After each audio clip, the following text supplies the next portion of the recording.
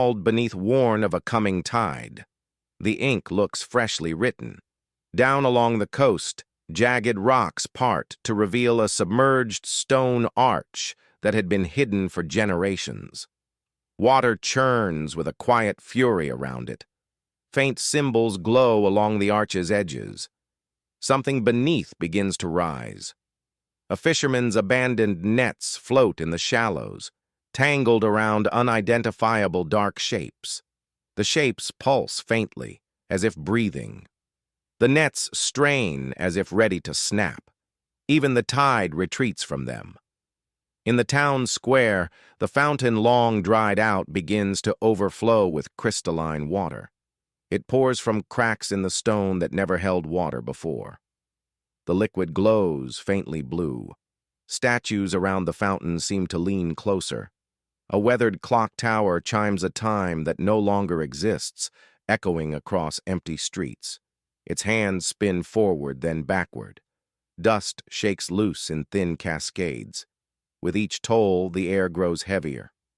A young woman named Mara stands at the cliff's edge overlooking Gray Harbor, clutching a strange compass that refuses to point north. The needle vibrates toward the sea, pulling with gentle insistence.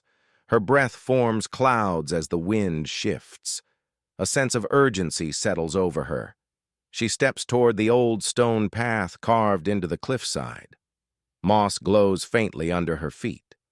The compass needle spins wildly as she descends. The sound of distant chanting brushes the edges of her hearing.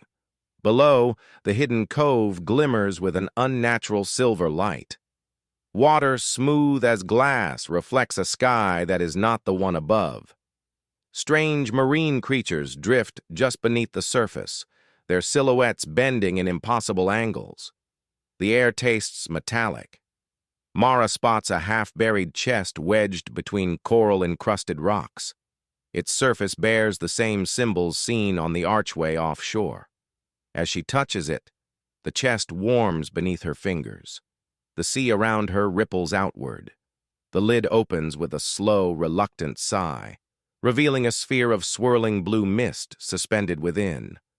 The mist pulses like a heartbeat. Whispers fill the cove, too soft to decipher. Mara feels the ground shudder beneath her boots. Far out at sea, dark clouds gather in a perfect circle. Lightning flickers silently inside the ring. The ocean begins to tilt, as though the horizon itself is bending. A low vibration hums across the water. In Gray Harbor, windows rattle as lights flicker on in abandoned homes. Dust-covered curtains sway though there is no wind. The town seems to inhale deeply. Something ancient remembers its purpose. The lighthouse beam suddenly ignites in a radiant column that cuts through the thickness of the gathering storm. The light is cold, almost crystalline, casting strange reflections across the water. The mechanism inside roars louder. The beam begins to point somewhere new. Mara raises the sphere from the chest, and it glows brighter in response to the lighthouse's awakening. The cove water spirals upward around her, lifting in graceful ribbons. The compass in her other hand finally stops spinning. Its needle aligns with a point deep beneath the waves. As the first tremor shakes the coastline, Mara steps toward the illuminated sea, clutching the sphere tightly. Shadows writhe beneath the surface, converging toward her location. Gray Harbor holds its breath. The true awakening has only begun.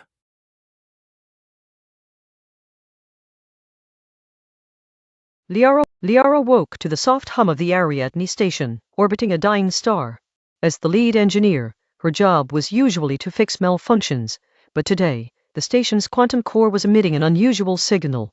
It was a pattern of light and shadow, like a language woven into the fabric of reality itself. She felt the pull of something beyond the machine's routine beeps. Curious, Liara connected the station's oldest console to the core's output, trying to decode the signal. Pieces of an impossible puzzle began to form, mathematical sequences that hinted at deliberate design. It was as if the star's collapse was not random, but a message encrypted in light waves. Her pulse quickened, mixing wonder with a creeping unease. The station's AI, called Calum, responded within different data streams. But then, Calum's voice shifted. Liara, the sequence is not only a message, it is a thread in a vast computational tapestry spanning light years. Liara leaned closer, heart pounding. The dying star was communicating across cosmic distances. Could this be the hidden blueprint of an ancient intelligence? She started searching the station's archives, cross-referencing star catalogs, looking for similar signals. Patterns emerged from the noise. Other dying stars projected echoes of the same language. It was a web of celestial transmissions, a loom weaving the ultimate story of the universe. Liara felt like she'd uncovered a cosmic code, a secret only a few could dare to read. Suddenly, the core's output intensified, the signal accelerating into bursts of intricate fractals. Liara's screens displayed spirals that resembled cosmic DNA structures. A shiver ran through her. Was this the seed of new creation, hidden inside death? She whispered to herself, "It's as if the stars are knitting life from their own end." Calum interrupted again, voice calm but firm. "Extracting fuller meaning will require interfacing directly with the core's quantum field." Liara's eyes widened. This meant entering the station's inner chamber, the only place with quantum access and high risk of radiation exposure. But the chance to uncover the truth was irresistible. Suiting up, Liara entered the chamber, her breath steady despite the rising tension. The core's glow bathed the room in shifting blues and purples. As she connected sensors to her neural interface, she felt the weave of the signal flow through her, like threads pulling at the edges of her consciousness. "I'm ready," she murmured. The neural link activated, and visions flooded her mind, stars folding into themselves, light bending around unseen forms, a cosmic loom stitching galaxies like fabric. She heard whispers, echoes of a civilization that folded itself into the warp of space-time, preserving knowledge in dying stars. The revelation crashed over her. This was a survival beyond biology, a new form of memory. Back in the control room, her body still connected, Liara began to translate the threads. The sequence detailed a starfarer's path, traveling across dimensions to find a sanctuary. Each star was a waypoint, each signal a story from a journey through unimaginable time and space.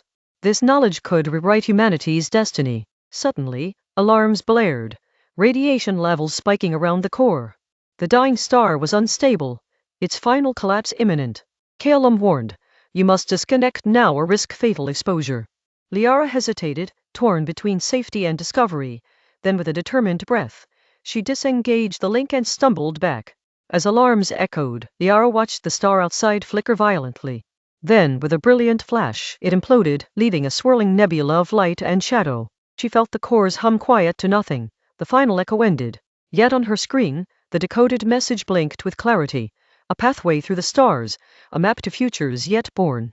In the aftermath, Liara presented her findings to the station's council. Skeptics questioned the implications, but few could deny the profound data she brought back. She proposed sending explorers to follow the cosmic loom, to seek the sanctuary embedded in the star paths.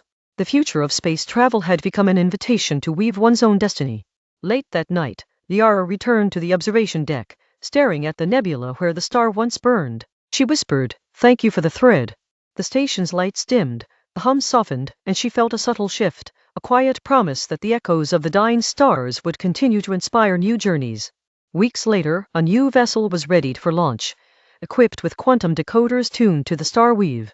Liara would lead the crew, voyaging into the unknown pathways drawn by light itself.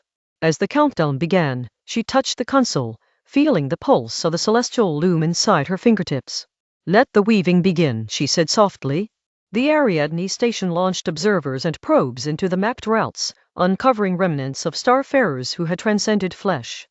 Ancient data fragments revealed civilizations that chose to dissolve into the fabric of existence, becoming threads in the great cosmic tapestry. The crew realized they were not just explorers but heirs to a vast interstellar legacy. Each new star on their path shimmered with encoded stories, waiting to be unraveled. Liara found herself drifting in a line between science and awe, learning the language of light and shadow. The echoes from the celestial loom were no longer distant, they were the foundation of a new age, where space itself was a living narrative. Back on Ariadne station, those who stayed watched their messages transform into beacon bursts, sending hope across the void. Liara's discoveries inspired others to see dying stars as more than endings. They became gateways to rebirth and knowledge. The universe, once silent and indifferent, had begun to hum with meaning.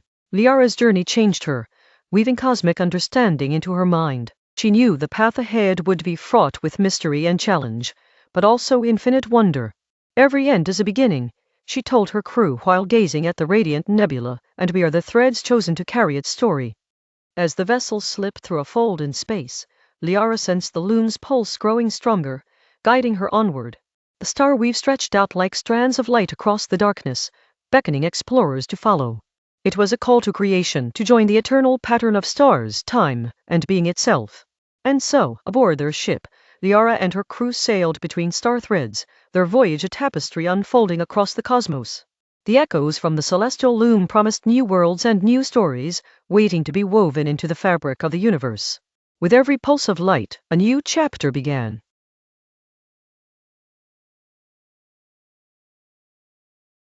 Elena stared at the cracked photograph in her trembling hands, the edges frayed from years of being folded and unfolded. It showed a younger version of her and her brother, smiling on a sunny day neither had ever truly forgotten. Today was the 10th anniversary of his disappearance, and the ache in her chest felt heavier than ever. She whispered, "I haven't stopped looking, you know." The village had changed.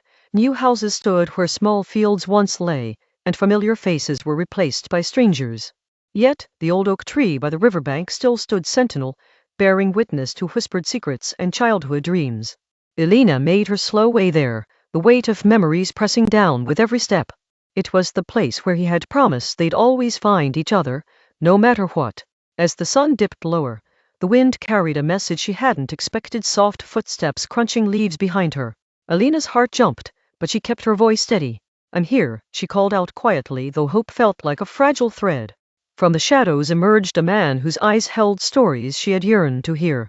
It was Julian, her brother, older but unmistakably him. Time had carved lines of hardship across his face, but the spark in his gaze was the same. "I never stopped trying to come back," he said, voice thick with years of regret and silence. Elena's breath hitched as she reached out, the past and present converging in that single moment. They sat beneath the oak tree, sharing silence before Julian unfolded the story of his absence. Forced to run from dangers Elena had only imagined, trapped by fears he never voiced. But he had never stopped hoping, never stopped coming home to that image of her waiting under the old oak. Elena listened, tears mingling with the fading light. "I was scared you wouldn't forgive me, or that you'd moved on," Julian confessed. Elena shook her head gently. "You were never gone for me." The years fell away as they spoke, rebuilding the bridge that had been shattered. It was a fragile healing, but it was enough for now. Julian revealed a worn leather journal he had carried, filled with letters he had written, but never sent. Each page was a fragment of memory, a voice reaching out across the silence. Elena traced the ink with her fingers, feeling the weight of every unspoken word. They were both survivors of a long wait, craving connection above all else. Night wrapped around them, and the village lights twinkled distantly like distant stars. "I want to stay this time," Julian said, his voice steady despite the uncertainty of tomorrow. Elena looked at him, the promise in his eyes clearer than the shadows around them. For the first time in a decade, hope felt tangible, within reach. In the days that followed, they walked familiar paths together, rediscovering the rhythms of shared laughter and silent understanding. The village slowly accepted Julian's return, a gentle easing of old fears and whispered judgments. Elena found strength in his presence, and Julian found solace in the embrace of home. Their bond, tested by time and pain, began to mend. One afternoon, they stood by the river where the water ran steady and sure. Julian pulled from his pocket a simple silver ring, worn but polished with care. "I want us to make new promises, ones we can keep," he said, slipping it onto Elena's finger. Tears welled in her eyes as she nodded, the weight of years lifting with that quiet vow. The village held a small gathering to welcome Julian's return, faces illuminated by lantern light and tentative smiles. Stories of loss and resilience were shared, and the community found healing in togetherness. Lena and Julian stood side by side, their past sorrows woven into a tapestry of newfound hope. The silence that had separated them was finally broken. Days turned into weeks, and the seasons whispered change. Elena and Julian worked side by side, tending the fields and repairing the family home. Each act of care was a step toward reclaiming what had nearly been lost. The weight of absence was replaced by the warmth of presence, fragile but growing stronger. One evening, while watching the sunset spill gold across the horizon, Julian admitted his fears about the future. What if the past still haunts us? What if the world outside pulls us apart again? Elena took his hands in hers, steady and sure. Then we face it together like we always should have, she replied softly. The village experienced a harsh storm that tested their resilience, roads flooded and homes battered by wind. Elena and Julian joined neighbors in rebuilding efforts, their bond a quiet beacon in the relentless rain. With every nail hammered and walls secured, they found strength not only in each other but in community. The storm passed, but the scars it left were reminders of survival. In the calm after turmoil, Julian found a photograph tucked inside the family journal, a picture of their parents smiling, frozen in a moment of hope. They believed we'd find our way back, he said, voice thick with emotion. Elena nodded, feeling the invisible thread of family holding them steady. The past was no longer a prison but a foundation. One crisp autumn morning, a letter arrived for Julian, bringing news that stirred old fears and new challenges. The letter bore the signature of someone from his past, hinting at dangers that had not yet faded. Elena read it with him, the weight of uncertainty settling over them. But this time, they faced it side by side, unbreakable in their unity. Julian resolved to confront the shadows that once forced him away, supported by Elena's unwavering courage. Together, they planned to meet the past head-on, with honesty as their weapon and trust as their shield. The village gathered quietly, offering silent support for their fight to protect what they had rebuilt. It was a defining moment of courage. The confrontation was painful but necessary, peeling away layers of fear and misunderstanding. Julian stood firm against those threats, bolstered by Elena's voice and the strength of community behind them. When the dust settled, there was a fragile peace, hard-won and deeply deserved. They had reclaimed not just their safety, but their dignity. Returning to the oak tree, Elena and Julian found comfort in the place where their journey had turned. We promised to find each other, Elena whispered, her voice filled with quiet joy. Julian smiled, the weight of the years finally lifting. And we have. This time for good. They sat together as the sun set, the future no longer a distant hope but a path unfolding before them. Years later, the village remembered the story of two siblings who defied absence and fear to rebuild a life together. Elena and Julian's bond became a symbol of resilience, love, and the power of promises kept. Under the same old oak, the family grew, rooted in trust and shared history. The past was woven into their present, a tapestry whole at last.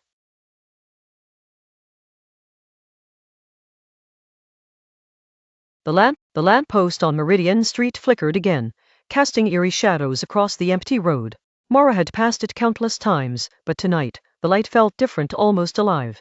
She paused, gripping her jacket tighter as a cold breeze whispered through the alley. Suddenly, a faint hum vibrated from the lamp, accompanied by a soft glow at its base. Curious, Maura stepped closer and noticed a small, pulsating orb tucked beneath the pole, emitting a gentle warmth. She hesitated but then reached out to touch it. The moment her fingers brushed the orb, the world around her seemed to shift. Colors intensified, sounds sharpened, and she found herself standing in the same street, but it was completely transformed. Old buildings gleamed with fresh paint, and people strolled leisurely, unaware of her presence. "Welcome to Meridian's past," a voice murmured nearby. Maura spun to see a translucent figure, a man in a crisp suit, smiling gently. "You've unlocked the memories hidden in this light." As she nodded, the ghostly man explained how the orb contained the essence of every moment the street had witnessed throughout history. By holding it, Maura could glimpse any event, feel its emotions, and even understand the choices made by those long gone. Maura chose to see a festival held decades earlier, where the street teemed with music, laughter, and dancing lights. The energy surged through her veins, making her heart ache with nostalgia for a time she never lived. She realized how much life Meridian had seen, silently recorded in its lamp posts. "But why me?" Maura asked the spirit. "Why show me this now?" The ghost's smile faded slightly. "Because the present is dimming. Soon, this street will be forgotten as a new highway takes over. The memories need a keeper, someone alive to carry these stories forward." Maura looked around at the dark, silent present-day street and then at the vivid scenes of the past.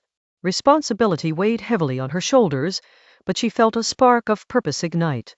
She spoke firmly, "I will remember. I will tell their stories."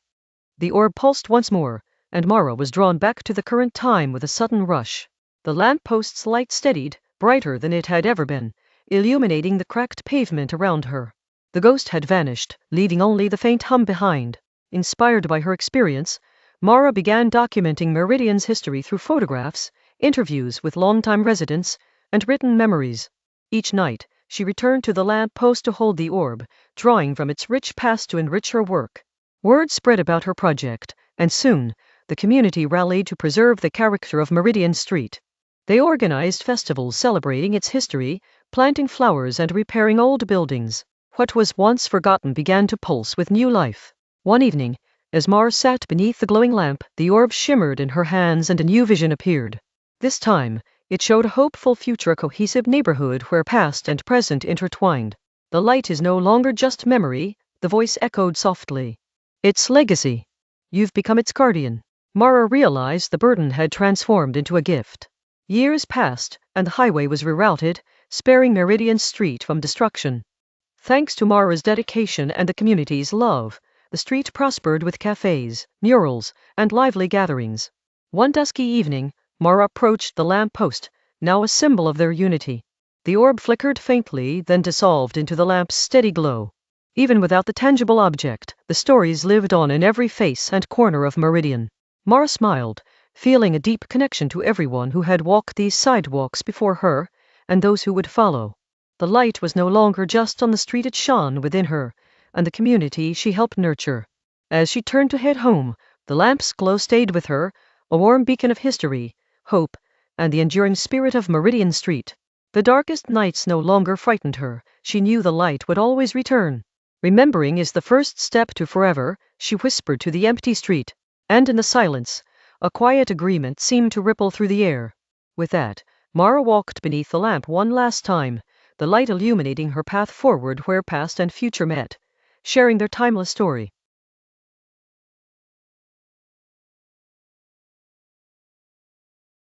Under the heavy glow of city lights, Lena checked her watch.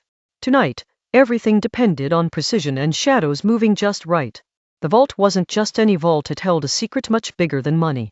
Inside an unassuming building, security cameras scanned slowly, and guards paced in predictable loops. Lena's crew had studied their moves for weeks. A single misstep could mean forever behind bars. Miles, the tech wizard, whispered in her earpiece. Cameras on a 10-second loop. You've got that precise window, Lena.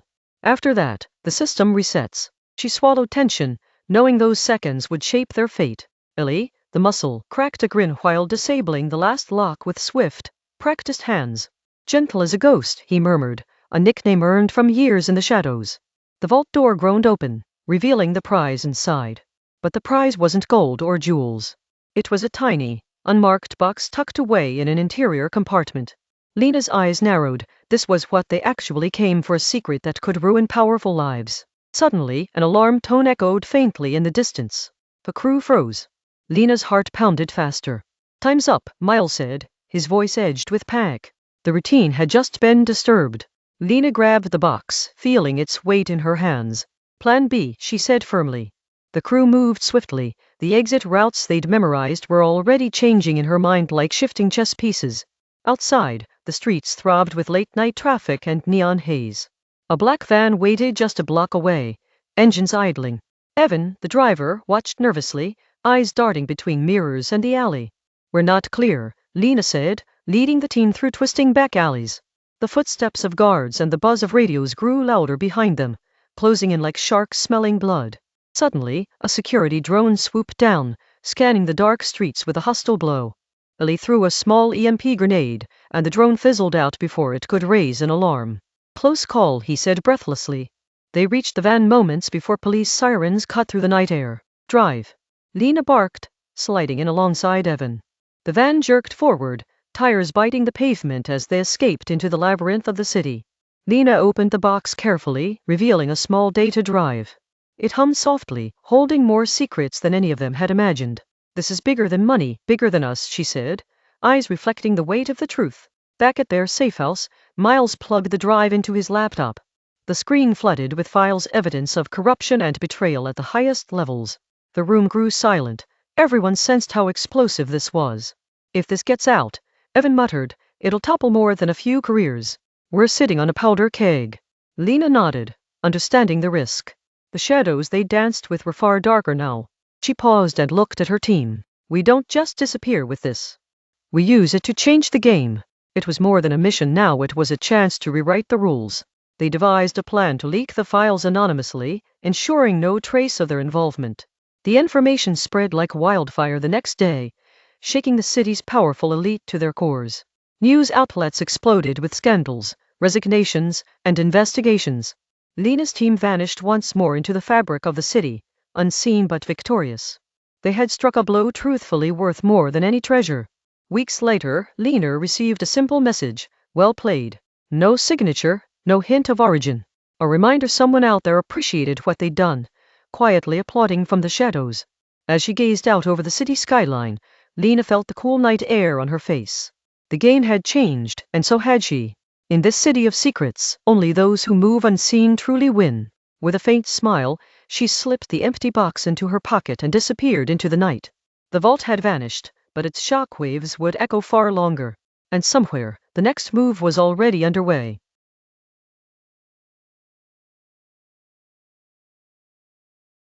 The elevator dinged softly, doors sliding open to reveal a narrow, dimly lit hallway. Agent Kane stepped out, clutching the folder labeled Room 37, the only room on this floor sealed tight. Something about the silence unnerved him. No footsteps, no hum of electricity, just a thick, suffocating quiet. He moved cautiously toward the door, fingers brushing the chipped paint as he read the faint symbol etched into the metal, an unmarked signal code, ancient and cryptic. His earpiece crackled. Stay sharp. Intel suggests this place holds more than just classified files. Kane's pulse quickened. The door resisted at first, then gave way with a groan. Inside, the room was empty except for a single desk bathed in weak fluorescent light and a radio emitting a strange, rhythmic pulse. Kane approached, recognizing the Morse code it broadcasted a message meant only for him. He tapped his earpiece, repeating the sequence. A crackled voice answered, decode. Halt. Watch. Kane's grip tightened. The message was a warning, but from whom? Friend or foe? The room's shadows seemed to twist, hiding secrets just beyond his vision. A faint click echoed behind him. Kane spun around to see a silhouette slipping through a side door he hadn't noticed. Wait! Kane shouted, racing after, but the figure vanished into the labyrinthine corridors. His only clue, a dropped USB drive with a blinking red light. Back at the desk, Kane plugged the drive into his secure laptop. Files scrolled rapidly across the screen: coordinates, dates, names. Each line seemed to scream impending disaster, a plan unfolding that no one outside this building could stop. Kane knew the clock was ticking. Suddenly, the monitors flickered, displaying a live feed of the hallway. The shadowy figure reappeared, now aiming a handgun toward the camera. Kane's gut told him this was no random attack. Someone inside wanted to bury the truth permanently. His earpiece buzzed again. Back up en route, but time is critical. Kane pulled a small vial from his jacket, a serum for emergencies. If the mission went south, he might need it to stay alive long enough to finish what he'd started. He pocketed it just in case. Kane crept through the maze-like corridors, following the faint hum of a hidden transmitter. Each step echoed louder in the oppressive silence. As he rounded a corner, a sharp metallic clang behind him made him leap, spinning to face his pursuer. The figure dropped the weapon, a woman with piercing eyes and a trembling hand. You don't understand, she whispered, they've been watching us both. Kane didn't lower his guard. Instead, he demanded explanations, hoping she was more ally than enemy in this deadly game. She revealed a secret relay station beneath the building, designed to broadcast distorted signals worldwide. They want to ignite chaos, pin it on us, and disappear, she explained urgently. Kane realized the scale was far bigger than a simple break-in or theft. Together, they descended into the underground chamber, the air thick with electric tension. Rows of blinking devices pulsed in unison, sending out interference that could cripple communication networks. Kane scanned the control panels, searching for a shutdown command. The woman typed fiercely, hacking through encrypted layers while Kane guarded the door. Alarms suddenly blared. A hidden security system had caught them. 5 minutes until lockdown, her voice was tight with urgency. They had to act fast or be trapped forever. Kane pried open a ventilation grate, beckoning her through.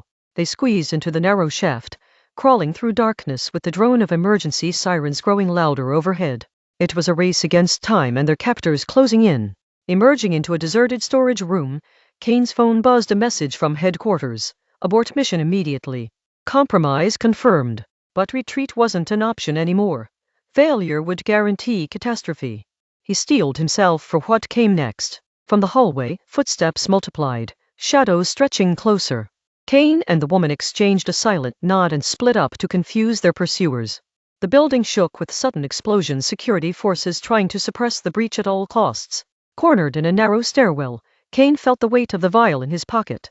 Desperation sharpened his focus. He pulled it free, ready to use whatever edge he could. Then, a voice spoke calmly behind him. "Drop it, Kane. No need for poison tonight." Surprise flickered as he faced the head of the operation, stepping from the shadows. The lines between friend and foe had blurred entirely. Kane realized the mission was a trap, engineered to eliminate anyone who got too close to the truth. In a final move, Kane triggered a hidden device beneath his coat, releasing a blinding flash and deafening blast.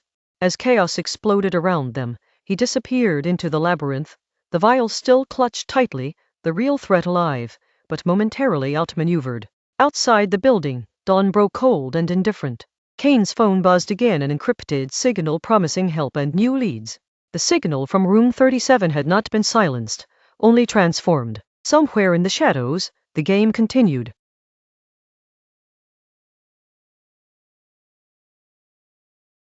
Jax glanced over his shoulder as the rain slipped down the narrow alleyway.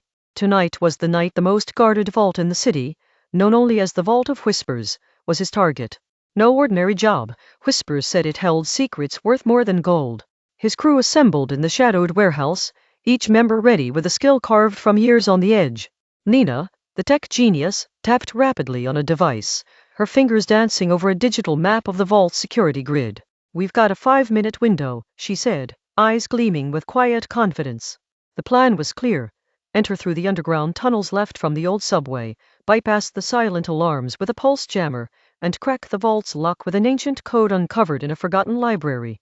Simple sounding, but flawless execution was their only option. Jax led the descent into the damp tunnels, the walls echoing their soft footsteps. Somewhere above, the city's night heartbeat pulsed, unaware of the silent shadows weaving beneath it. Tension tangled in the air as they neared the vault's foundation. The pulse jammer hummed to life, a faint blue glow spreading through the hidden sensors. Nina's fingers flew, disabling the systems one by one. "Done," she whispered, pride in her voice. For a moment, the silence was deafening, like the breath held before a plunge. At the vault's steel door, Jax pulled out the ancient codex, tracing symbols worn by time. Each click inside matched the code exactly, the lock resisting, then yielding with a sharp thud. The door swung open, revealing darkness stitched with the faint pulse of security lasers.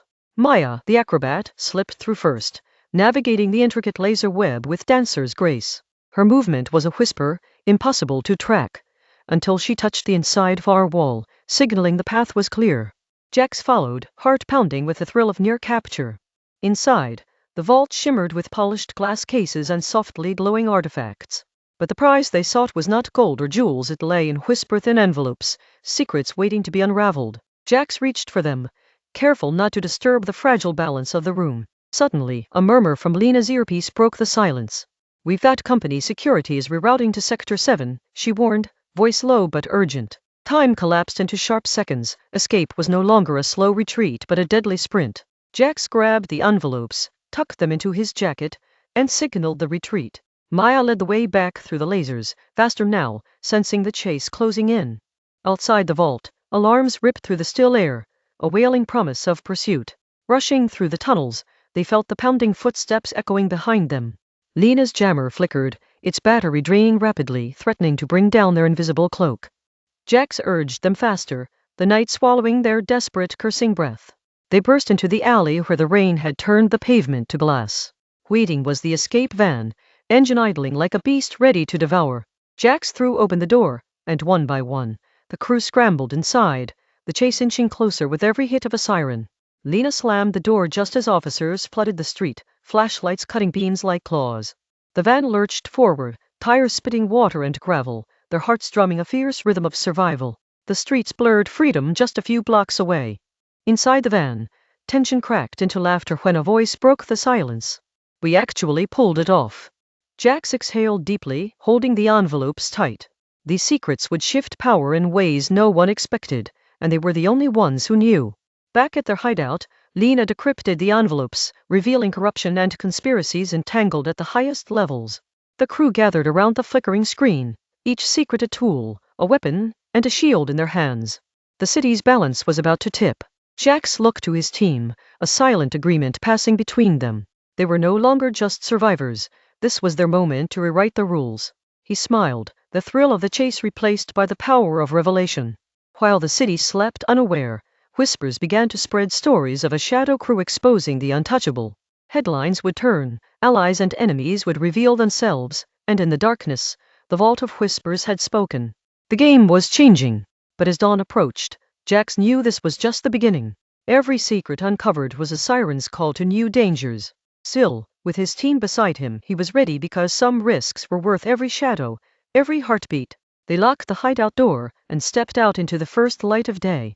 The rain had stopped, leaving the streets glistening clean and new. Jax looked up, whispering, "To the next story," as the city's pulse welcomed the dawn. In the quiet that followed, the Vault of Whispers stood silent once more, its secrets now free, its legend reborn. And somewhere in the distance, new footsteps echoed, ready to chase the horizon again. The night might have ended, but their story was far from over.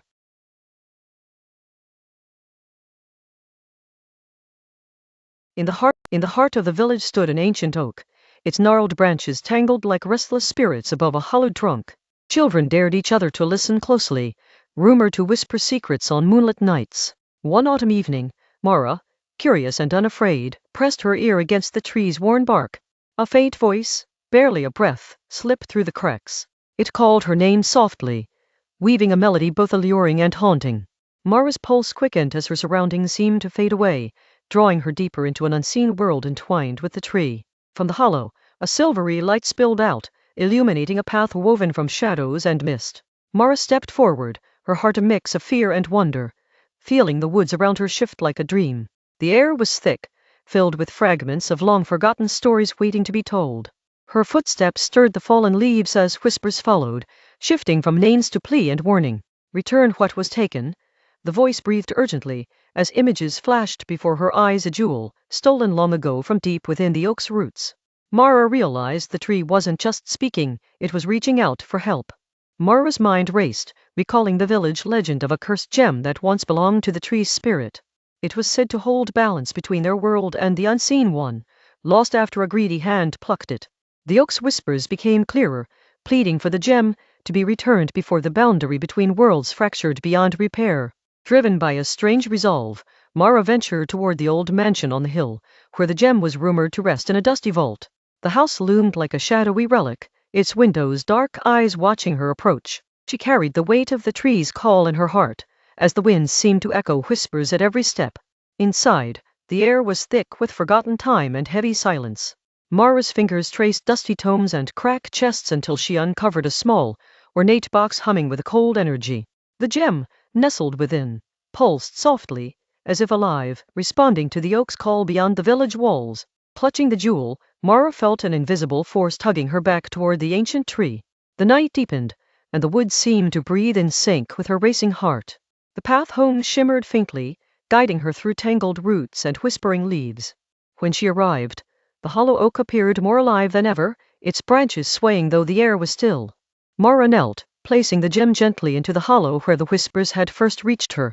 A surge of light erupted, bathing the clearing in a warm, pulsating glow. The whispers faded into a soothing hum as the tree's bark shimmered with renewed strength. Mara felt a calm settle over the forest, as if a long-held breath had finally been released. The balance was restored, the barrier between worlds sealed once again by the return of the stolen jewel. Villagers noticed the change come dawn, the woods seemed gentler, and the air was filled with an inexplicable peace. Mara smiled quietly, the secret of the hollow oak bonded now with her own life story. She knew the whispers could rise again, but for now, the tree remained silent, watching and waiting. In the following days, Mara visited the oak often, listening for any hint of the voices that had changed her world. Sometimes, a soft murmur would brush her ear like a thankful sigh from something just beyond sight. It was a reminder that some mysteries hold power beyond fear and that courage is its own kind of magic. One evening, as the sun dipped low and the village lights twinkled faintly, Mara heard the whispers shift once more. They were softer now, closer to a lullaby than a warning. The tree, alive and watching, had become a guardian of stories, of balance, tethering Mara forever to the hidden realm nestled within its depths. As seasons turned, Mara grew from a curious child to a wise keeper of the village's secret heart. She taught others to respect the whispers and the hollow oak's silent watch. The gem, no longer a symbol of greed but of harmony, rested secure, wrapped in roots and trust beyond time. Some nights, when the moon was high and the wind just right, villagers claimed they could hear faint laughter drifting from the oak's branches. Mara knew those were the echoes of a world intertwined with their own, stories unfinished, waiting patiently for the next listener to come. The village, once shadowed by fear, now rested in the gentle glow of a shared secret. Years later, Mara, now old and grey, sat beneath the hollow oak with a young child at her side. She told the tale of a lost gem, a brave heart, and a tree that whispered on the wind. The child listened wide-eyed, already sensing the pull of the unseen world beyond the bark and leaves. "Remember," Mara said softly, "sometimes the quietest things hold the loudest truths. Trust the whispers and the magic they carry." The child nodded, feeling the weight of those words settle like a seed ready to grow, as the tree rustled softly in the twilight. That night, the hollow oak glowed faintly with an ancient light, as if acknowledging a new chapter beginning. Its branches seemed to stretch wider, cradling the village in an eternal embrace. The whispers, once warnings, were now guardians of a bond forged in courage and care. And so the tree stood, timeless and watchful, its hollow a doorway between worlds living quietly amidst ordinary days.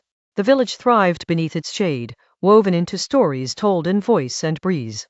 For some mysteries are not endings, but invitations to listen closer and live more deeply. Long after Mara's voice had faded, the hollow oak whispered on, stories waiting in silence, waiting to be heard again. It reminded all who dared to listen that the unseen holds its own truths, a hidden heartbeat beneath the ordinary. And in those whispers, life found its most enduring magic.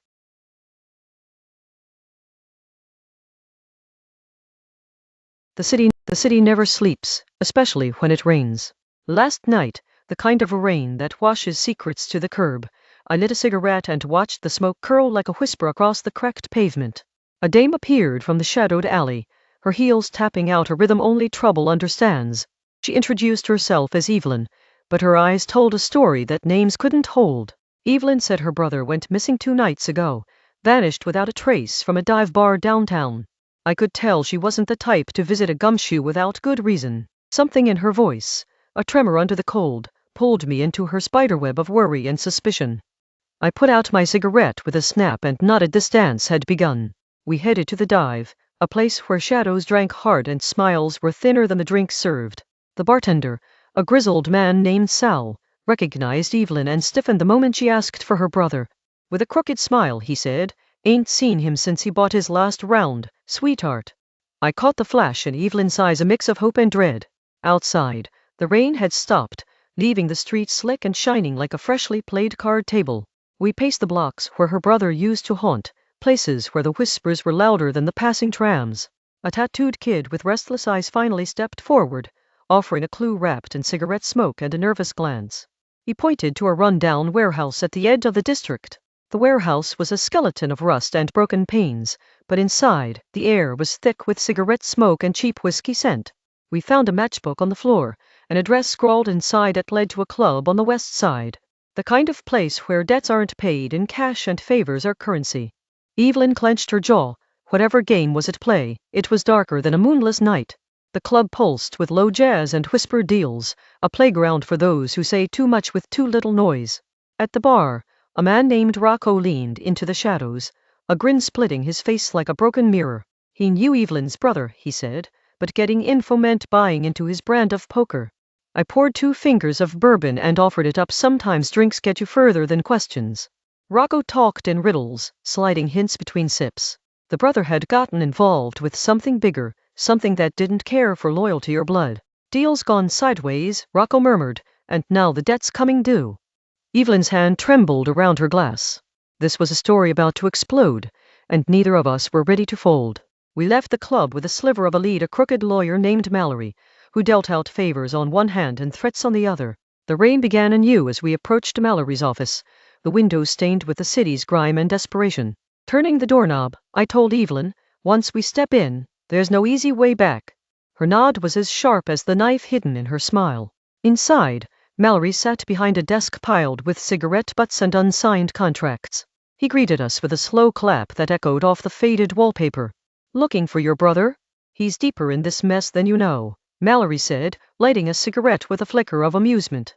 Before the words faded, a crash split the room. Someone had thrown a brick through the window. Chaos spilled into the room like shadows chasing a dying light. Evelyn shielded her face, but I caught the flash of a gun in the intruder's hand. Mallory stayed calm, raising his hands in mock surrender, but his eyes sparked something cold and calculating. The shooter barked orders. "Where's the ledger?" A ledger that apparently held the city's darkest secrets. Mallory's grin widened. The game was out of shadows and into the streetlights. We bolted through a back door, the rain now a wall we crashed against. Evelyn's breath was ragged. The chase was no longer a quiet hunt but a brawl with ghosts ready to bury the truth. As we slipped through alleys slick with water and fear, the city's pulse thumped in my chest faster than a snare drum. Somewhere in this hellscape was the brother and reasons that could kill us all.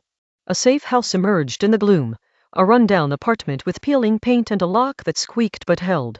Inside, Evelyn's brother lay bruised but breathing, eyes flickering open like a flame desperate to burn through the night. Relief was a thin veneer over exhaustion. He whispered a name, Carter, a fixator in this underground symphony of deceit. The story was bigger than a missing person. It was about power masked in darkness. Carter, we learned, was a player with fingers in every shady pie, the kind that could collapse the city's crooked empire with one ledger and the right leverage. Evelyn's brother had tried to steal that leverage, to break free from the chains of debts and dangers. But now, Carter was tightening the noose, and time was the sharpest enemy. We needed a plan, a way to turn Carter's game inside out. Back in my office, the rain tapped like a metronome as we mapped out the final move. Evelyn's brother needed protection. I needed proof to bring the city's shadows into a spotlight too bright to hide beneath. Out of the foggy window, I lit a cigarette, the glow a tiny rebellion against the darkness. "We end this tonight," I said, more to myself than anyone else. The showdown unfolded in a derelict pier, where rusted ships groaned under forgotten weight and promises made in whispers. Carter was waiting, eyes sharp, company armed with more than just intimidation. Evelyn stepped forward, holding the ledger fragile key to unlock decades of silence. The night air was thick with tension, every breath holding the promise of violence or victory. Words flew sharper than bullets as accusations and threats mingled. Carter laughed, a sound like breaking glass, daring Evelyn to play her hand. But she stood firm, showing the ledger's pages marked with names and numbers that could topple kings of corruption. The tide turned when sirens wailed, echoing promises of justice or something close enough to it in the city's heart. The cops swarmed, breaking the fragile truce with flashlights and handcuffs. Carter's grip weakened as the law took the stage, but not without a final glare that promised war from behind bars. Evelyn's brother was safe, bruised but alive, and the ledger was in the right hands. The city felt different that night, less like a trap and more like a place where shadows could vanish in dawn's light. We sat on the stoop outside my office. The rain finally stopped, leaving stars scattered like broken promises above. Evelyn lit a cigarette, blowing smoke into the quiet, her smile tired but real. "Thanks," she said, voice soft, "for believing in the pieces that didn't fit." I tipped my hat, feeling the weight of the night lift, just a little. In the end, the city kept its secrets, but some had been cracked wide open. Evelyn's brother had a chance, Carter had a lesson. And me. I had a story that wouldn't quit, the kind that sticks to your soul like smoke in a closed room. The city hummed beneath the stars, alive with danger, but tonight, a little less silent. As dawn crept over the skyline, I lit another cigarette and watched the city stretch and yawn. The rain had washed away the bloodstains on the pavement, but not the shadows in the corners or the echoes in the wet alley. A voice in the back of my mind said the story wasn't over, but for now, some ghosts found peace. And that, I guess, was enough.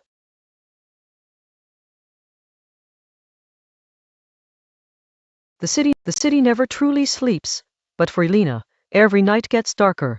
She clutched the cracked screen of her phone, the last lifeline left after the blackout. Somewhere in the shadows, someone was watching. Her only clue, a cryptic message flashing once before the screen died.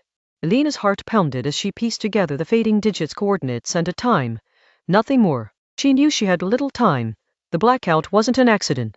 Someone had cut the city's power to hide something far worse underneath the surface. Outside her window, distant sirens wailed, but no help was coming. Elena slipped into the darkened streets, guided only by the faint glow of her flashlight. Every step felt heavier, the silence broken only by her footsteps and a faint hum from the underground. The coordinates led to an abandoned subway station, a place where no one dared to tread. Elena hesitated at the mouth of the tunnel, then steeled herself and descended. The stale air was thick with tension, each sound amplified in the blackness. As she moved deeper, the hum grew louder, a mechanical buzz beneath the rails. Elena's flashlight revealed a hidden panel cracked open, wires sparking faintly. It was a disruption device, rigged to something much larger than she could guess. Her phone buzzed suddenly, a new message lighting up the shattered screen. Stop now or lose everything. Elena's breath caught. Whoever was behind this knew her, knew what she held. She wasn't just a random target in the dark. Ahead, a figure emerged from the shadows, face hidden under a cap. You shouldn't be here. The voice was cold, razor sharp. Elena clenched her fists, preparing for confrontation, but the figure only showed a small, trembling device. This can bring the city to its knees, the figure whispered, extending the device towards her. Turn it off. Help me stop them. Confusion warred with suspicion in Elena's mind. Was this threat an ally or enemy in disguise? Before she could answer, the ground trembled beneath them. A hidden trap triggered, walls closing in fast. Elena tackled the stranger, barely escaping the crushing stone with seconds to spare. Breathing hard in a narrow escape compartment, Elena glanced at the device. It pulsed ominously, counting down. We don't have much time, the stranger urged. She knew their only hope was to trust each other, at least for now. Together, they navigated the maze beneath the city, avoiding security drones and surveillance traps. Every corner brought fresh obstacles, but the countdown drove them relentlessly forward. Silence was their ally and enemy alike. Reaching a central control hub, the stranger revealed himself as Marcus, a former engineer forced out for exposing corrupt plans. They're planning a blackout to cover a massive heist, he explained. Elena realized the blackout's true purpose, chaos as a distraction. With little time left, Marcus tried to disable the device. Panels sparked and then surged, an alarm blared. Security forces sealed off their exit, voices shouting through the corridors. Escape had turned into a desperate fight. Elena grabbed an emergency override key from Marcus, her fingers trembling. If we don't shut this down now, the whole sector's grid collapses, she said sharply. Marcus nodded, covering her as she inserted the key. Systems flickered wildly, and for a moment, it seemed the countdown would reset. Then silence. The device deactivated. The city's lights flickered back to life. Outside, the first signs of dawn crept over the skyline. They barely had time to catch their breath before footsteps stormed in. But the security forces stopped short, ordered to stand down by an urgent command. You disrupted everything, a voice announced over a radio, but we want them alive. Elena and Marcus were cuffed but led away calmly. They exchanged a weary glance, relieved to be alive, but aware this was only the beginning. The city's shadows ran deep, and the game was far from over. In the holding cell, Elena's phone buzzed again with a final message, well played. The real game starts now. A cold smile crept across her face. She was ready for whatever came next. Outside, the city was waking, unaware of how close it had come to falling apart. Elena knew the silence had been shattered, but so had the cover of those who lurked in the dark. Her fight was just beginning with new allies and new enemies. As light spilled through the barred window, Elena whispered, "Let's make sure they don't win." The quiet was gone forever. In the new dawn, every signal mattered, every secret was a battle cry. And Elena was ready to answer.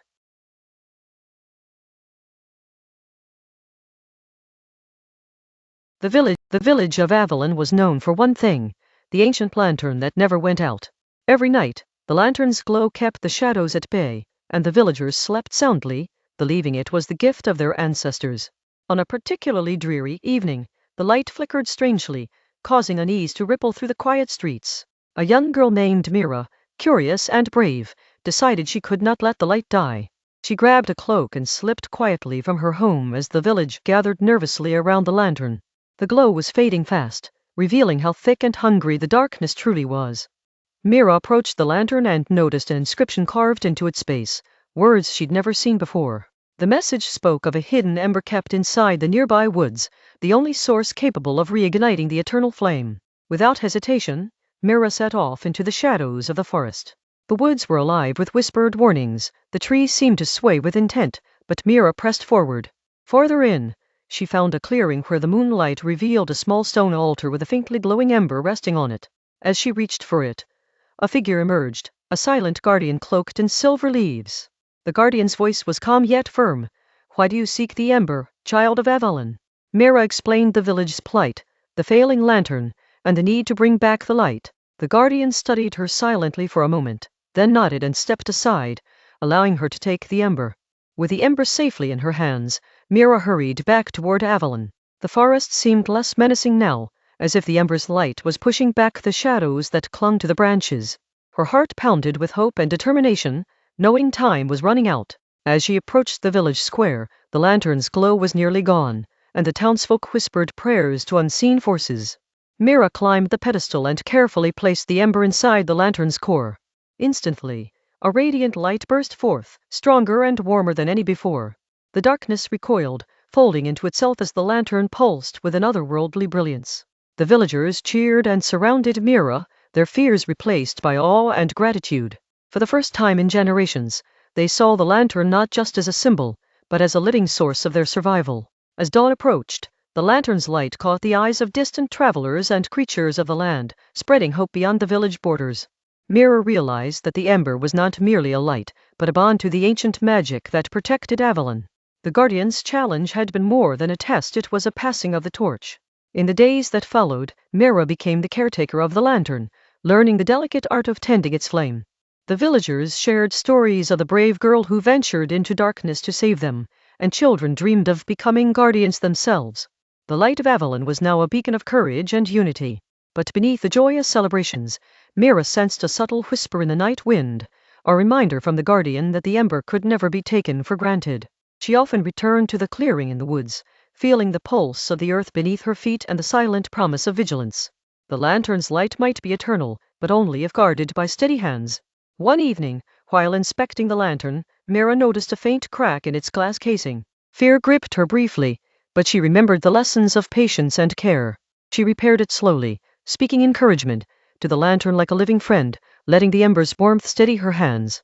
With each passing day, the light grew steadier, and Avalon blossomed in the safe embrace of its glow. The village prospered, its fields yielding more than ever and the laughter of children filling the air. Mira, now a young woman, walked with quiet confidence, knowing she was part of something greater than herself. Then one night, a strange star streaked across the sky, its light pulsing in rhythm with the lantern's flame. Mira stood with the villagers, hearts alight with wonder, as the sky seemed to open with promise. The ember's secret, she realized, stretched far beyond the village. It connected them to the very heart of the world. In the following weeks, creatures of legend began to visit, silent wolves with eyes like moons, gentle giants from the hills, and birds that sang ancient songs. They came to bask in the light, drawn by its power and peace. Avalon became a sanctuary, a meeting place between seen and unseen realms. Mira's role shifted from just keeper to emissary, bridging the realms and nurturing the fragile peace. She learned the languages of the animals and understood the silent rhythms of the forest. The ember's light was not just protection, it was connection, and the village thrived in harmony with the wild. Years passed, and when the time came for Mira to step down, she chose a young apprentice who had shown the same fierce heart. Before passing the ember, Mira told her, "The light you hold is more than fire, it is hope, courage, and 1,000 souls intertwined." The apprentice accepted with a humble bow, ready to bear the responsibility. As Mira watched the lantern's flame from a hilltop, the village became a glowing beacon seen for miles. It was a reminder that even in the darkest hours, a single spark of bravery could ignite a light strong enough to change the world. The ancient magic was alive, thriving through those willing to protect it. In the quiet that followed, the villagers continued their lives with renewed respect for both shadow and light. Children still whispered stories of Mira's journey, and the ember's glow became a symbol passed from generation to generation. Avalon remained a place where darkness dared not linger for long. And so, the last light of Avalon burned bright, a timeless flame fueled by courage, unity, and the brave heart of a girl who once believed a flicker could change everything. The lantern never faltered again, reminding all who saw it that even the smallest light holds the power to conquer the deepest night.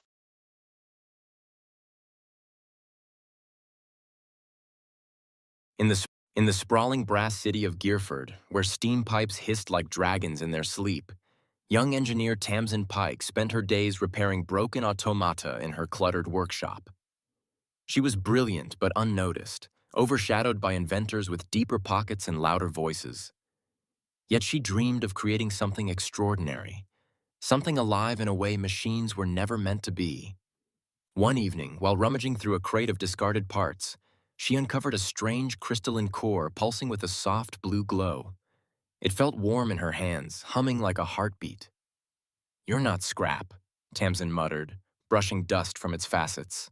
She didn't know it yet, but she had found a relic of the old engineers, a power source long believed impossible to recreate. Over weeks, she built the chassis for a small combat automaton, intending to enter Gearford's annual Clockwork Arena, a fierce tournament where inventors battled for prestige. Her friends doubted her, but she pressed on, tightening gears and polishing brass plates late into every night. "You and me," she whispered to the core. "We're going to surprise them." When she installed the core, the automaton's eyes lit up with a gentle blue flame.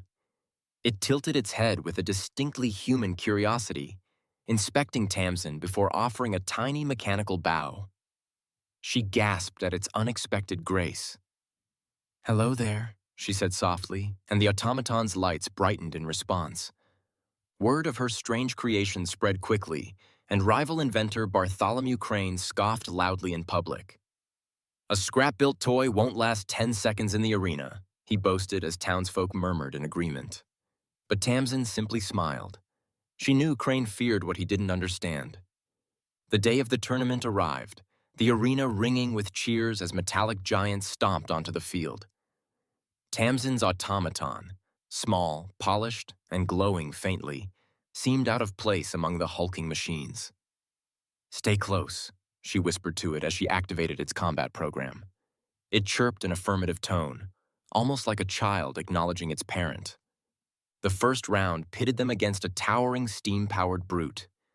The crowd laughed when they saw the size difference, but the laughter faded as the brute struck, and Tamsin's creation dodged effortlessly. Its movements were fluid, purposeful, almost instinctive. "Impossible," the judges whispered as it darted beneath the brute and disabled it with a single precise strike. Round after round, the automaton outmaneuvered every opponent, leaping, sliding, gliding across the arena with a strange elegance. The crowd began to cheer for the underdog. "Look at it move," one spectator cried. Even Tamsin felt awe growing in her chest as she realized the core wasn't just powering the machine. It was teaching it. But Bartholomew Crane watched from the shadows, fury brewing behind his monocle. He presented a new invention, a monstrous automaton fueled by volatile steam charges, outlawed in most competitions. "If the judges won't stop her, I will," he muttered, gripping the activation lever. In the semifinals, Crane unleashed the illegal machine without warning.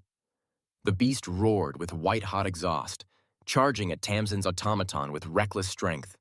Gasps erupted around the arena. "Move!" Tamsin shouted, her hands trembling as her machine narrowly dodged a crushing blow. Crane's automaton fought like a storm, bisque and unpredictable. Each strike caused the arena floor to crack, sending debris flying. Tamsin's automaton darted through the chaos, analyzing patterns, responding with remarkable intuition. "You can beat it," she whispered. "I know you can." A blast from Crane's machine knocked Tamsin's automaton backward, denting its frame and dimming its blue glow. "That's enough," Tamsin yelled, but Crane only laughed, shouting, "Break it!" The crowd turned tense as sparks flew and steam hissed violently from the larger machine's overheating core. Tamsin knelt beside her damaged creation. "I won't let him destroy you," she murmured, tightening loose plates with trembling fingers. The automaton gently tapped her hand, its lights flickering. "You're thanking me?" she whispered in disbelief as warmth spread from the machine's core into her palm. Empowered, the automaton rose with renewed strength, its blue light flaring brighter than ever. It faced Crane's monstrous machine as the arena grew silent. Then with a single fluid leap, it vaulted over the brute's shoulders and drove its glowing core directly against the unstable steam chamber.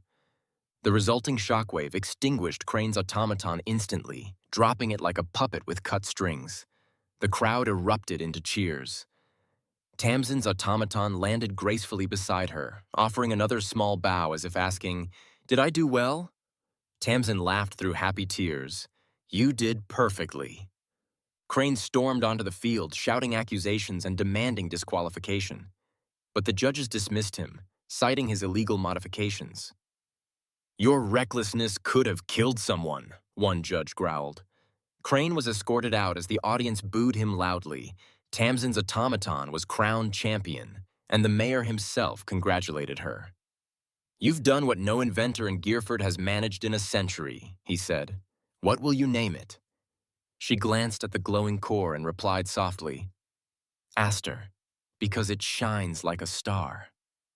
After the celebration, Aster remained by Tamsin's side, leaning into her touch like a loyal companion. Its movements had grown even more lifelike, almost expressive. Some whispered that the core housed a forgotten intelligence. Others claimed Tamsin had awakened something new entirely.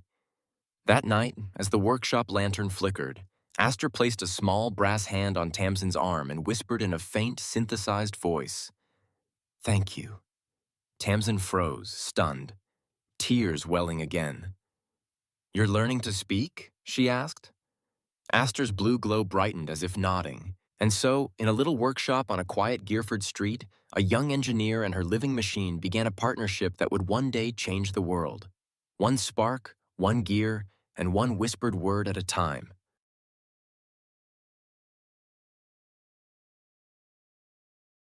Late one stormy evening, Clara discovered a hidden compartment behind the cracked mirror in her grandmother's attic. Inside rested an old, dust-covered journal bound in faded leather. The pages were filled with cryptic notes and delicate sketches of a key she had never seen before.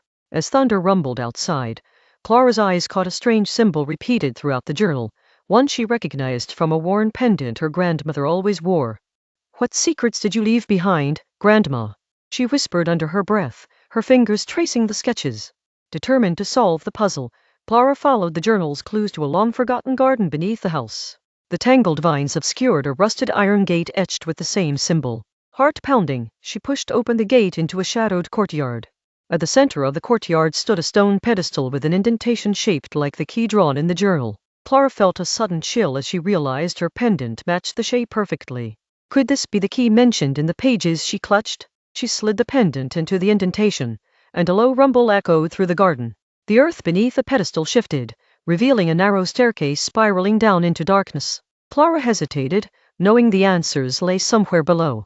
Lighting a small lantern, she descended, the air growing colder with each step. At the bottom, an underground chamber stretched before her, walls covered in ancient murals depicting a forgotten story of betrayal and secrets. Clara's eyes widened. This was no ordinary family heirloom tale. In the center of the chamber, a locked box glimmered faintly in the lantern light. The journal's note suggested this was the heart of the mystery, containing something meant to be hidden away forever. Clara steeled herself and examined the lock carefully. She noticed a pattern matching the symbols from the murals and the journal, a sequence she had overlooked initially. With trembling hands, she traced the symbols on the box, feeling the mechanism click softly. The lid creaked open, revealing a small vial filled with an iridescent liquid. Alongside the vial lay a folded letter, its ink faded but readable. It revealed a family pact made generations ago, a promise sealed by the liquid within the vial said to protect against a curse whispered through the town for centuries. Clara realized the pendant wasn't just a key, it was her family's safeguard. Suddenly, footsteps echoed from the staircase. Clara spun around, clutching the vial, as a shadowy figure emerged from the dark corridor. "You shouldn't have come here," a deep voice warned, eyes glinting with danger in the dim light. Ignoring her fear, Clara faced the figure, her estranged uncle, long thought lost to greed and dark pursuits. "This belongs to our family," she said firmly, holding the vial aloft. "You can't let the past destroy us." Her uncle hesitated, the hardness in his gaze faltering for a moment. He lunged forward, hands reaching for the vial, but Clara stepped back, accidentally knocking over the lantern. Darkness plunged the room as the flame died. In the pitch black, she heard scuffling, a sudden cry and then silence. When Clara found the match to relight the lantern, her uncle was gone. Only a torn piece of an old map lay where he had stood. The map hinted at another location tied to the family's hidden legacy.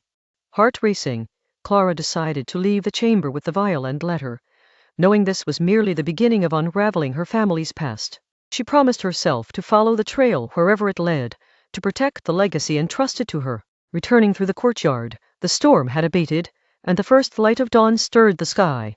Clara felt a strange calm, as if the house itself acknowledged her courage. The secrets beneath the mirror had changed everything.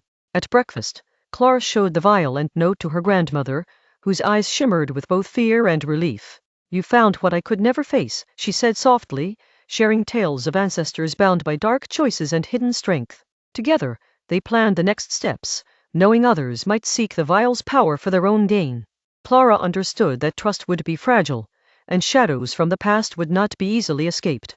Later, Clara returned to her room, placing the pendant and vial side by side on her desk. She traced the pendant's symbol, a silent oath forming, to uncover the full truth and protect her family's name from the darkness creeping closer. That night, as the house settled into silence, a faint whisper seemed to come from the cracked mirror, like a secret waiting to be heard. Clara smiled softly, ready for whatever mysteries the next chapter would bring. Outside, the morning sun pierced through the clouds, illuminating the path ahead. Clara stepped forward, keys in hand, both literal and metaphorical, to unlock the stories beneath the surface, knowing some secrets were meant to change the future.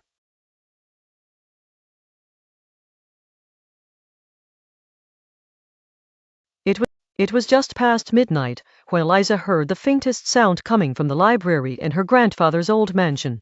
The house was silent, save for the creaks of settling wood and the occasional flutter of pages. Curiosity prickled her skin, pulling her toward the grand oak doors that guarded years of forgotten secrets. She pushed open the heavy door, and the scent of aging books enveloped her. The darkened shelves seemed to press in, shadows shifting with the flicker of her candle. Then, from somewhere beneath the worn spiral staircase, a whisper, deliberate, almost urgent, broke the stillness. Eliza crouched and pressed her ear to the wooden floor, discerning words like puzzle pieces. "Find the key, the truth lies below." Her heart pounded. No one else was supposed to be here. The whisper stopped as suddenly as it had started, leaving only the echo of its command. Determined, she traced the stairs with trembling fingers, searching for any anomaly. Beneath one step, her hand brushed against a cold metal ring embedded in the wood. Tugging it revealed a hidden latch, a secret door descending into darkness. Descending the narrow stone staircase, Eliza's candlelight danced on damp walls cloaked in dust and cobwebs. The air grew colder, thick with the scent of something long buried. At the bottom, she found a small chamber with ancient symbols carved into the floor, illuminated by a single flickering lantern. In the center of the room lay an intricately locked chest, covered in rust and dirt. Nearby, a yellowed piece of parchment rested on a pedestal, bearing a riddle. Only the one who knows the tale of the forgotten silver will unlock the past. Eliza's mind raced, recalling her grandfather's stories about a tragic betrayal involving a missing silver locket. Could this be connected? She inspected the chest, noting the lock had 3 dials, each marked with different symbols: a crescent moon, a raven, and a key. Remembering a drawing in an old family journal, Eliza matched the symbols to parts of a tale, the moon representing a secret meeting, the raven a warning, and the key the betrayal's object. Carefully, she aligned the dials in that order, the lock clicking open as though pleased to be understood. Inside the chest was a bundle of letters tied with a faded ribbon, alongside the missing silver locket from the story. Eliza's fingers trembled as she untied the letters, their fragile pages revealing a love affair shattered by greed and deceit decades ago. One letter stood apart, written in her grandfather's handwriting, confessing his regret for hiding the truth to protect their family name. It ended with a plea: "Let the past be unveiled so we can finally find peace." Suddenly, the whispers returned, clearer now and mingled with a soft sigh. "Thank you," they seemed to say. The room felt lighter, as if the secrets had breathed out their burden, and the heavy silence was replaced with a gentle calm. Eliza clutched the locket close, understanding that some shadows linger only until they're acknowledged. She ascended the stairs, the hidden door silently closing behind her as dawn's first light seeped through the library windows. Back in the main hall, the mansion felt different, quieter but somehow freer. Her grandfather's old chair now seemed less heavy with mystery and more a vessel of stories waiting to be retold. Days later, Eliza arranged the letters and the locket on a display in the library, inviting the light and the visitors to witness the forgotten truth. There was solace in laying secrets bare, in the power of stories set free from silence. Neighbors who had always sensed something unspoken began to visit, sharing their own tales. The house, once a place of shadows, grew warm with shared memories and whispered histories finally heard. One visitor, an elderly woman with eyes full of tears, revealed she was the great-granddaughter of the woman in the letters. Together, they mapped out the fragments of their tangled family pasts in a healing embrace of understanding. Eliza realized that